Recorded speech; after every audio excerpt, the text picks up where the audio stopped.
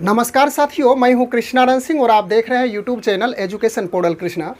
आज के इस वीडियो के माध्यम से एक महत्वपूर्ण ज्वलंत मुद्दे जिसे कह सकते हैं उस पर बात करने के लिए उपस्थित हैं और वह है 8वां वेतन आयोग अर्थात 8th पे कमीशन। 8वें वेतन आयोग को लेकर केंद्रीय कर्मचारियों के साथ साथ अन्य पेंशन भोगियों के लिए अच्छी खबर है। इससे रिलेटेड एक पत्र भी जारी हुई है, आप स्क्रीन पे उस पत्र को देख सकते हैं। इस पत्र में क्या महत्वपूर्ण बातें अंकित की गई है इसको हम लोग अंत में समझेंगे, लेकिन इस पत्र के पहले हम लोग कुछ बेसिक चीज़ों को समझने का प्रयास करते हैं। सारी चीज़ें समझ में आ जाएगी। मेरा एक छोटा सा प्रयास है, 8वां वेतन आयोग से रिलेटेड कुछ महत्वपूर्ण बातें हैं उसको समझाने का प्रयास कर रहा हूँ। अच्छी लगेगी तो निश्चित रूप से मनोबल को बढ़ाएंगे।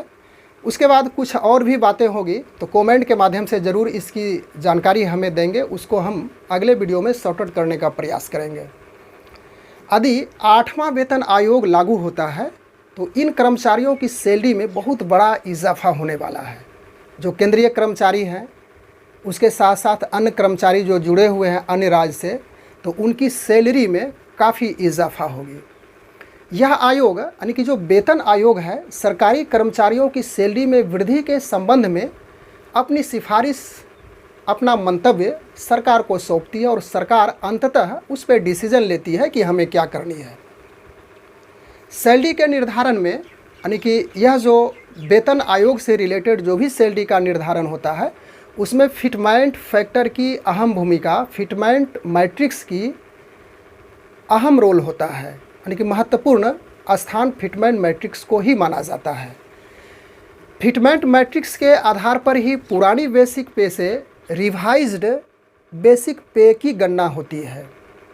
यदि 7वें वेतन आयोग की बात करें तो 7वें वेतन आयोग की सिफारिश में फिटमेंट फैक्टर को 2.57 गुना रखा गया था और यहाँ पे यदि 8वें वेतन आयोग से संबंधित बात करें तो इसमें फिटमेंट फैक्टर को बढ़ाकर यानी कि 2.57 से बढ़ाकर 3.68 गुना तक रखा जा सकता है, यानी कि ऐसी बातें चल रही है।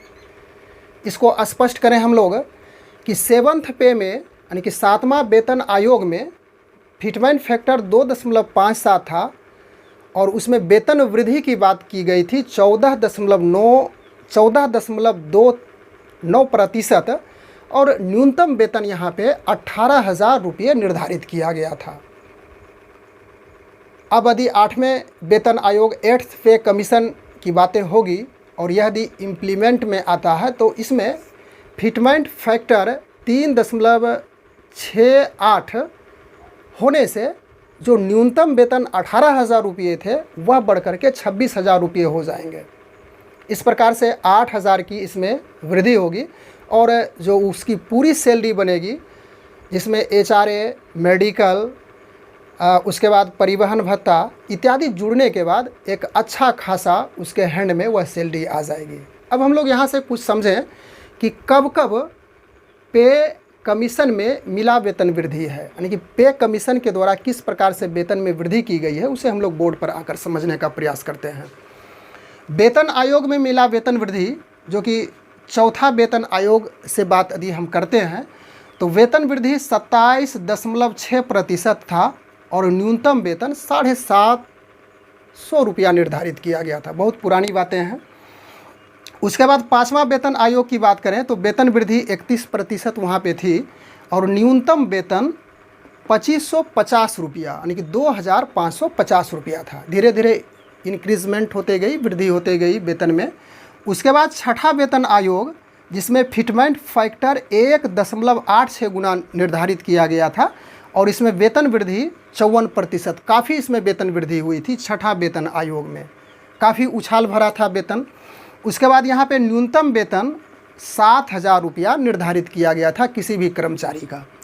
उसके बाद 7वां वेतन आयोग से रिलेटेड बात करें जो कि अभी वर्तमान में यह रनिंग पीरियड में है, चालू है, तो इसमें फिटमेंट फैक्टर 2.57 गुना और वेतन वृद्धि की बात करें तो 14.29% और न्यूनतम सैलरी, न्यूनतम वेतन 18,000 रुपया निर्धारित किया गया था।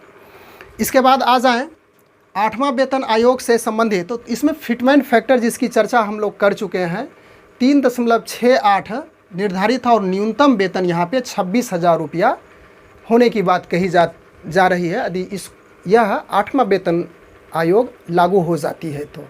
अब सबसे बड़ा प्रश्न यह है कि 8वां वेतन आयोग आएगा भी या नहीं, इसे लेकर दो अलग अलग धारणाएं हैं। सरकारी सूत्रों की माने तो सरकार अब अगले पे कमीशन पर विचार नहीं करेगी, लेकिन यह पुरानी बातें हैं, पहले कही जा रही थी। लेकिन हाल फिलहाल इस समय में देखा जाए तो सरकार की ओर से पहल होने की प्रबल संभावनाएं बन रही है। वहीं दूसरी तरफ देखें, दूसरे पक्ष की बात करें तो जो एक्सपर्ट है उसका मानना है कि इसे अचानक किसी भी स्थिति में बंद नहीं किया जा सकता है। अगला वेतन आयोग की जो टाइमलाइन है वह 1 जनवरी 2026 निर्धारित है। वेतन आयोग को देखें तो हर 8 से 10 साल में या तो इसके बीच में इसे लागू कर दिया जाता है। जनवरी 2016 में 7वां वेतन आयोग लागू हुआ था और उसके बाद वहाँ से देखा जाए तो लगभग 10 साल पूरा होने वाला है और केंद्र सरकार के 1 करोड़ से अधिक सरकारी कर्मचारी, उसके साथ साथ पेंशनभोगी या अन्य प्रकार के जो लाभ इससे प्राप्त करते हैं वेतन से, उसको इस 8वें वेतन आयोग के गठन से काफ़ी फ़ायदे मिलेंगे और उन कर्मचारी के द्वारा इसे गठन करने में बेसब्री से इंतज़ार किया जा रहा है कि कब यह जल्द से जल्द लागू हो जाए। अब हम लोग उस पत्र का अवलोकन करते हैं संक्षिप्त में। राष्ट्रीय परिषद कर्मचारी पक्ष केंद्र सरकार के कर्मचारियों के लिए संयुक्त सलाहकार, और 3 जून 2024 को यह पत्र निर्गत है। इसके बाद स्पष्ट रूप से इसमें वर्णन किया गया है कि कैबिनेट सचिव भारत सरकार, अध्यक्ष राष्ट्रीय परिषद, उसके बाद जो महत्वपूर्ण है राष्ट्रपति भवन नई दिल्ली। विषय है कि केंद्र सरकार के कर्मचारियों के वेतन भत्ते, पेंशन और अन्य लाभों को संशोधित करने के लिए 8वें केंद्रीय वेतन आयोग का तत्काल गठन। आगे वर्णित है आदरणीय 7वें केंद्रीय वेतन आयोग की सिफारिश सरकार द्वारा 14/1/2018 से लागू की गई 1/1/16। हालांकि कर्मचारी पक्ष ने 7वीं CPC और उसके बाद भारत सरकार से न्यूनतम वेतन को संशोधित कर रुपया 1/1/2016 को 26,000 प्रति माह की गणना ILC मानदंडों और डॉक्टर फॉर्मूला आदि के विभिन्न घटकों के आधार पर की गई। हमने 7वीं CPC से पहले यह भी प्रस्तुत किया है कि राष्ट्रीय परिषद के कर्मचारियों द्वारा पक्ष प्रस्तावित न्यूनतम वेतन अभी भी निचले स्तर पर है। दुर्भाग्य से हमारे सभी तर्कों को 7वीं CPC ने बिना किसी आधार के खारिज कर दिया और रुपये की सिफारिश की 18,000 न्यूनतम वेतन के रूप में दिनांक 1/7/2017 से 1/1/2016, जबकि स्टाफ पक्ष ने मांग की कि फिटमेंट फैक्टर 3.68% होना चाहिए। 7वीं CPC ने केवल 2.57% की सिफारिश की, जिस पर सरकार के स्टाफ के पक्ष से कोई बातचीत नहीं किए बिना सीधे सहमति व्यक्ति की, जो आमतौर पर होती है।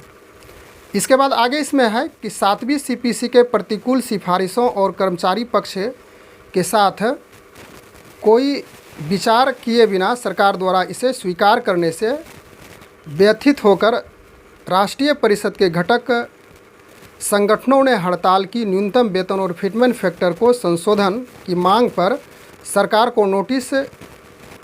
सरकार ने कर्मचारी पक्ष के साथ बातचीत के लिए श्री की अध्यक्षता में मंत्रियों की एक समिति गठित की। राजनाथ सिंह यानी कि समिति के ये जो सब अध्यक्ष थे।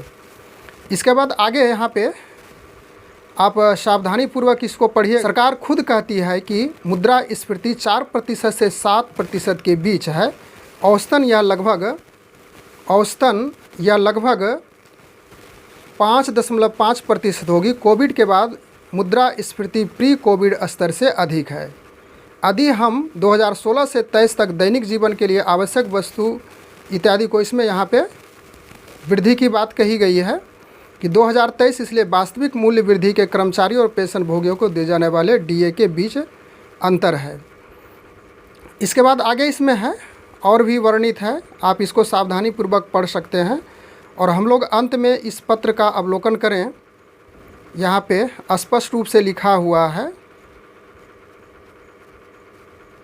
कि उपरोक्त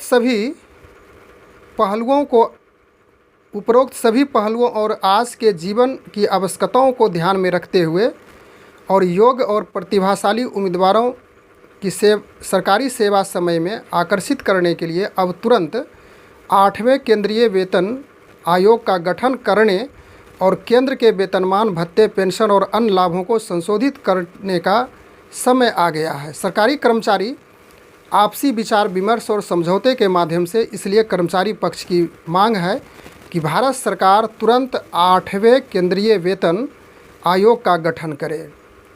तो इस प्रकार से इस पत्र के माध्यम से हम लोग समझने का प्रयास किए कि कर्मचारियों के द्वारा यह सलाह मशवरा, यह सिफारिश की गई है सरकार को कि आप जल्द से जल्द 8वें वेतन आयोग को लागू करने की अनुमति प्रदान करें। बस आज के वीडियो में इतना ही। Thanks for watching. Good bye.